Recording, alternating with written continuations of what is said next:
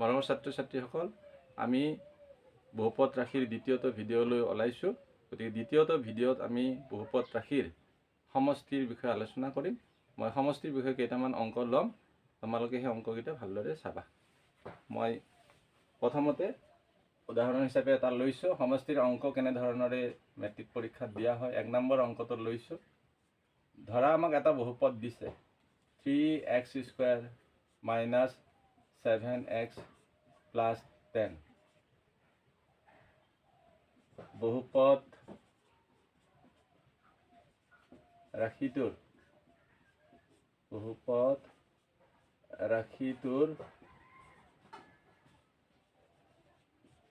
শূন্য দুটাৰ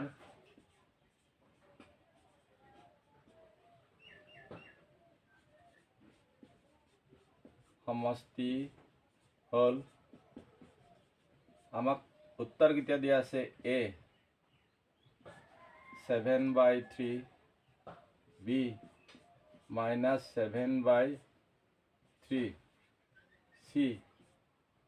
3/7, d 10/3। এতিয়া শুদ্ধ উত্তৰটো বাছিবৰ কাৰণে আমি যোৱাকালি সমষ্টিৰ যিটো সূত্ৰ দিছিলোঁ শূন্য দুটাৰ, সেইটো ব্যৱহাৰ কৰিলে হ'ল। শূন্য দুটাৰ সমষ্টি,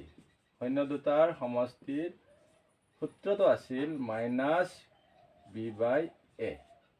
তোমালোকক মই a কিমান b কিমান মই ডাইৰেক্ট লিখি দিয়া নাই, আৰু মই ইয়াতে দেখুৱাম। এই অংকটোৰ অৰ্থাৎ বহুপদ ৰাশিটোৰ a মানে হ'ল 3, b মানে হ'ল -7। গতিকে আমি ইয়াত এতিয়া বহাই দিম, মাইনাছ চিনডাল আমি ৰাখিম, এডাল মাইনাছ চিনডাল। তাৰপিছত নেক্সট b মানে কিমান পাইছোঁ? -7। গতিকে মই ব্ৰেকেট দি ল'ব লাগিব, দুটা মাইনাছ চিন আছে যিহেতু। আৰু a মানে হ'ল 3। এইটো তোমালোকে দেখি আছা, এইটো a, এইটো b, এইটো c। গতিকে a মানে হ'ল 3। মাইনাছে তোমালোকে প্লাছ পাবা, মাইনাছে প্লাছ 7/3। তোমালোকৰ শুদ্ধ উত্তৰটো 8 আছে। গতিকে এনেকুৱা ধৰণৰ সমষ্টিৰ অংকৰ সহায়ত তোমালোকক যদি বহুপদ ৰাশিৰ সমষ্টিৰ সূত্ৰৰ সহায়ত সমষ্টিটো বাছিব দিয়ে, তেতিয়াহ'লে সুন্দৰকৈ বাছিবলৈ পাৰিবা। খালি মনত ৰাখিবা সমষ্টি -b/a। এতিয়া আমাক ধৰি ল'লোঁ এই অংকটো অকণমান কি কৰি দিব পাৰে, চেঞ্জ কৰি দিব পাৰে। কেনেধৰণৰ চেঞ্জ কৰিব পাৰে? ছাপ'জ আমি দুই এটা বেলেগ ধৰণৰ উদাহৰণ লৈ পেলাই আগবাঢ়িম। ধৰি ল'লোঁ আমাক সামান্য অকণমান চেঞ্জ কৰি কেনে দি দিলে। কেনেধৰণৰ? ধৰি লওঁ আমাক দিয়া অংকটো আছে x² - 15। বহুপদ ৰাশিটোৰ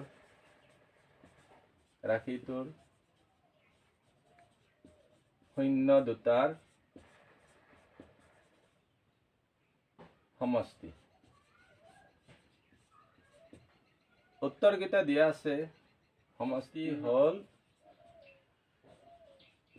a -15, b 0, c 1, d 15। এতিয়া আমি শূন্য দুটাৰ সমষ্টিৰ যিটো ফৰ্মুলা মতে যাম। শূন্য দুটাৰ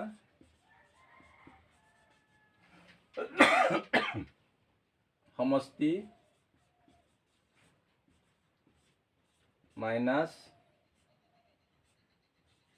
-b/a। আমাৰ ইয়াতে b পদটোই নাই, গতিকে b পদটো নাই মানে 0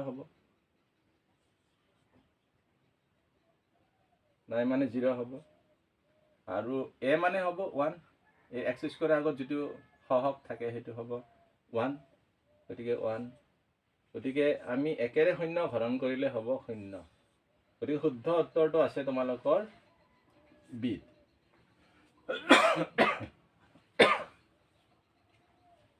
এতিয়া আমি 3 নম্বৰ প্ৰশ্নটোলৈ আগবাঢ়িম। 3 নম্বৰ প্ৰশ্নটোত ছাপ'জ আমাক এটা অকণমান ক্ৰিটিকেল প্ৰশ্ন দিলে। ক্ৰিটিকেল প্ৰশ্নটোত কেনেধৰণৰে দিলে,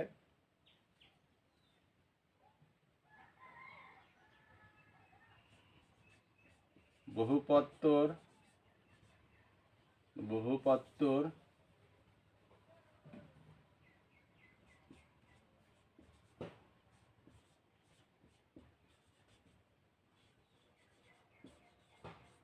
শূন্য দুটা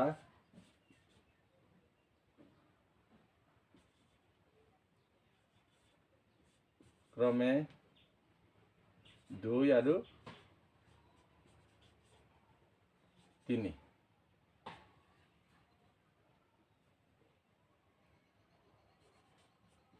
বহুপদটো হ'ল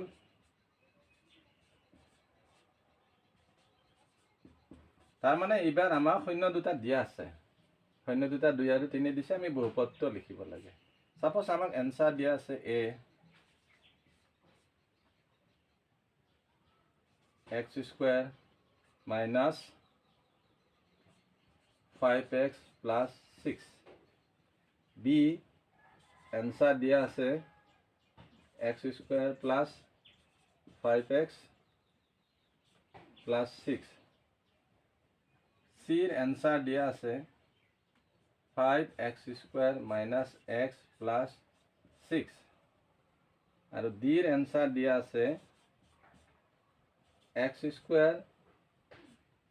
plus 5x minus 6। আমি শুদ্ধ উত্তৰটো বাছিবৰ কাৰণে এতিয়া নতুন এটা ফৰ্মুলালৈ যাব লাগিব। মই ফৰ্মুলাটো ওপৰত লিখি দেখুৱাইছো বাৰু, চাই ল'বা।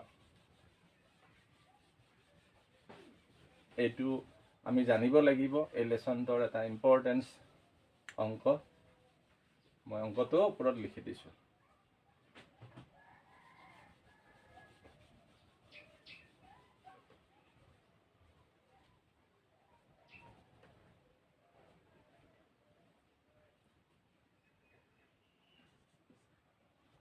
সমাধান।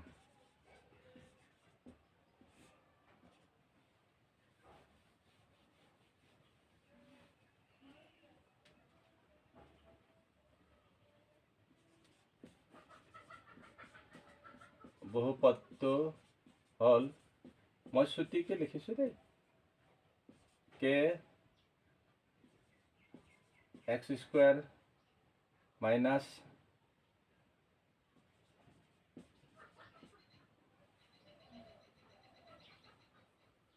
শূন্য দুটাৰ সমষ্টি, শূন্য দুটাৰ সমষ্টি প্লাস শূন্য দুটাৰ গুণফল। এতিয়া আমি মানকেইটা বহাই যাম। k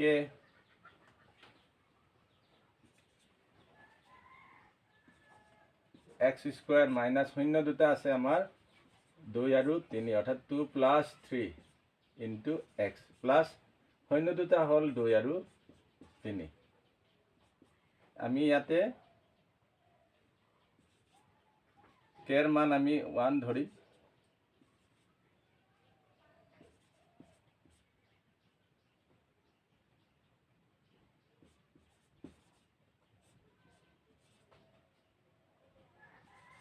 ইয়াতে কেৰ মান আমি কিয় 1 ধৰিছো, কাৰণ আমাৰ যেটো বহুপদ ৰাশিৰ শূন্য দুটাৰ হৰ কেইটা, অৰ্থাৎ 2/1 3/1 হৰ কেইটা 1 1 আছিল কাৰণে আমি কেৰ মান 1 ধৰিব লাগে। গতিকে শূন্য দুটাৰ হৰ 1 আৰু 1 আছিল কাৰণে আমি কেৰ মান 1 ধৰিব লাগে। এইটো এটা বহুপদ ৰাশিৰ সূত্ৰ।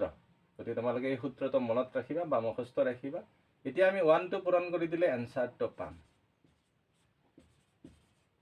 x² minus 5x plus 6। তোমালোকৰ শুদ্ধ উত্তৰটো ক'ত আছে? এত আছে। গতিকে এনে ধৰণৰ আমি সমষ্টিৰ ওপৰত আৰু তোমালোকক অংক আগবঢ়াই যাম। গতিকে তোমালোকে চাই থাকিবা। মই আজি তোমালোকলৈ এই 3টা অংক আগবঢ়াইছো, আৰু ভৱিষ্যতে ভাল ভাল এনে ধৰণৰ আকৌ জটিল প্ৰশ্ন কিছুমান আছে, সেইবিলাক আমি দি যাম। গতিকে তোমালোকে মোৰ ভিডিঅ'বোৰ পাবৰ কাৰণে অতি সোনকালে ছাবস্ক্ৰাইব কৰিবা, লগতে তোমালোকৰ বন্ধুবিলাকলৈ এইবিলাক শ্বেয়াৰ কৰি দিবা।